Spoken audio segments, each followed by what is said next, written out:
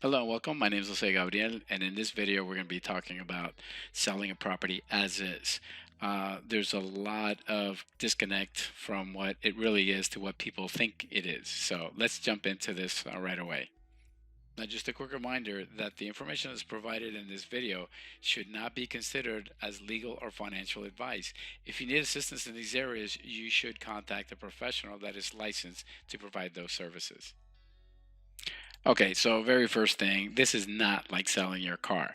If I'm going to sell you a used car, I don't have to tell you that the AC sometimes shuts off or that the radio sometimes get all staticky or the brake pads might need to be changed. You don't need to give all those details. That is not how you sell residential real estate in the state of Florida. This is per Florida statutes. Now, Florida law does require that a seller who's selling a property as is must communicate whatever defects the property has on a residential transaction. And a residential is defined as 1 to 4 units. If it's 5 or more, then we're talking about commercial property. Okay, so what exactly does as is mean? As is means that the seller is not obligated to help with any repairs for any defects the property might have. But the duty, the responsibility to disclose those defects is still there. You must disclose those material defects. So it's not like selling a car. In a car, I don't have to tell you the defects. In a house, residential transaction, 1 to 4, yes, I do. I have to tell you. And by the way, it has to be latent material defects.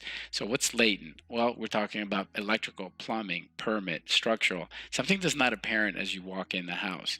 If there's a huge hole in the wall that's like 3 feet by 3 feet, you don't have to point at it and say, hey, I'm disclosing there's a hole in the wall. It's obvious.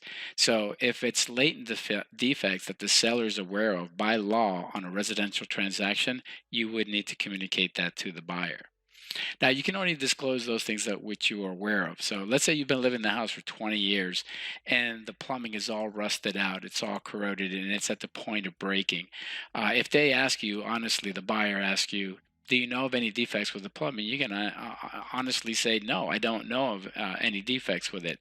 So if it breaks a week later, but you didn't try to hide anything, you weren't aware of it, that's okay. You're not being required to provide any type of a guarantee. Just the law says if you are aware it, you need to disclose it. Now, this doesn't mean that the buyer cannot ask for some credit. Now, the seller is not obligated, but oftentimes the buyer will do an inspection, find, I don't know, let's say $5,000 worth of repairs, and they may say, well, can I get $2,500 credit just to, I'm not going to ask for a full coverage of it, but I do need to address some of these issues. So this is a negotiating point, but the seller is not obligated. The seller might just say, listen, I have two other offers, and they're not going to ask me for any credit, so if you want to move forward, I'm not going to give you any credit. If you insist on the credit, well, let's just cancel and I'll sell it to the next guy. So they're not obligated, but it doesn't mean that the buyer may not ask and still negotiate to try to get some credit for those repairs.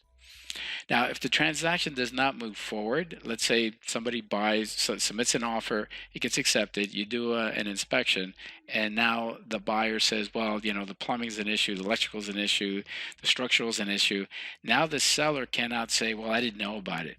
And the real estate agents, the real estate professionals involved in that transaction also know about those. So now, by law, they must be communicated to the next possible buyer. So that's it. That's what as is means on a residential transaction. Hopefully you found that useful. Would love to hear any comments, feedback from you guys. Give me a call or send me an email, send me a text. I'd love to hear from you. If you have ideas for future topics, by all means, send that to me also. And in the meantime, please stay safe for you and your family, and we'll see you on the next video. Thanks again.